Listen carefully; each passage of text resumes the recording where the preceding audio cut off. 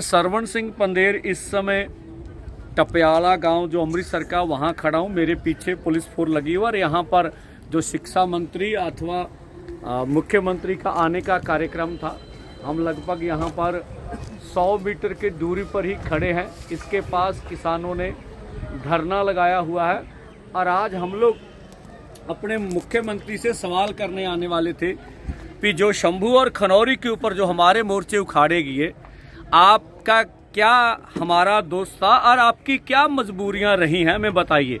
MSP legal guarantee कानून के ऊपर अपनी स्थिति को स्पष्ट कर लिए और आप कहते थे अगर केंद्र नहीं देगा तो हमारी सरकार एमएसपी लीगल गारंटी कानून बना के देगी। उसका सवाल करना था।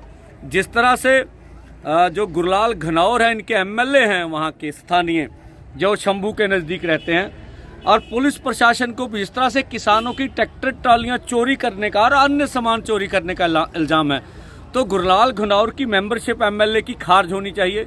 जिन अधिकारियों ने किसानों, मजदूरों और बड़े किसान नेताओं के ऊपर प्रहार किया, उनको सजाएं मिलनी चाहिए। जितना भी किसानों का सामान वहां से गया उनकी भरपाई होनी चाहिए। और जो मुख्यमंत्री साहब बोल रहे हैं कि हमने नशे की कमर तोड़ दी, अच्छा लगता है ये शब्द सुनने के लिए, अच्छा हो अगर ऐसा हो, लेकिन हम तो कहते हैं मुख्यमंत्री जी, आपका कोई भी पुलिस का बड़ा अधिकारी सिविल वर्दी में या सिविल प्रशासन का अधिकारी हमारे गांव में भेज दीजिए, हम शरेआम आज भी नशा बिकता आपको दिखा देंगे। आप सिर्फ मीडिया मैनेज कर रहे हो, मीडिया में सब कुछ दिखा रहे हो। गांव में नशा जिस तरह से पहले बिकता था उसी तरह से बिक रहा। दसियों हजार जो नौजवानों मारे जा चुके।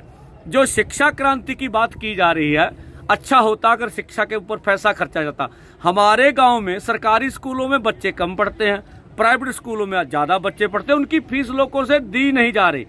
तो शिक्षा क्रांति कहने से शिक्षा में क्रांति नहीं आएगी, अमली तौर पर काम करने पड़ेगा। आपने जो मास्टरों को आप निर्देश दिए हैं कि अपनी व्हाट्सएप की आईडी डीपी के ऊपर मुख्यमंत्री की फोटो लगाएं, शिक्षा क्रांति लिखें, इससे क्या क्रांति आ जाएगी? तो ये भी आपका, मुझे लगता है, लोगों को गुमराह करने वाला नारा है।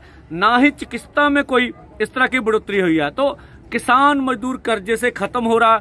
हम आज देखिए बड़ी तादाद में यहाँ माए बहने किसान आए हुए। हम लगातार जहाँ जहाँ हम आम आदमी के एमएलए, मंत्री, मुख्यमंत्री जाएंगे, इस तरह से विरोध करेंगे। हो सकता है यहाँ टपयाले में ना तो मंत्री पहुँचे ना कोई पहुँचे। सबसे बड़ी बात है, कभी भी हमने ये नहीं देखा कि मुख्यमंत्री का कार्यक्रम हो और आज के न्यूज़पेपरों में ना छपे, किसी पत्रकार को मालूम ना हो। चुपके से अमृतसर में आने का आपके ऊपर दबाव कौन डाल रहा है? नैतिक तौर पर मुख्यमंत्री साहब, आप किसानों से हार गए हैं। आप छुपके कार्यक्रम कर रहे हैं अमृतसर में, और जहां आपने कार्यक्रम का अनाउंस किया वहां पहुंच नहीं रहे हैं। ये नैतिक तौर पर किसानों की जीत है और आपकी हार है, क्योंकि आप हमारे सवालों से भाग रहे हैं। धन्यवाद।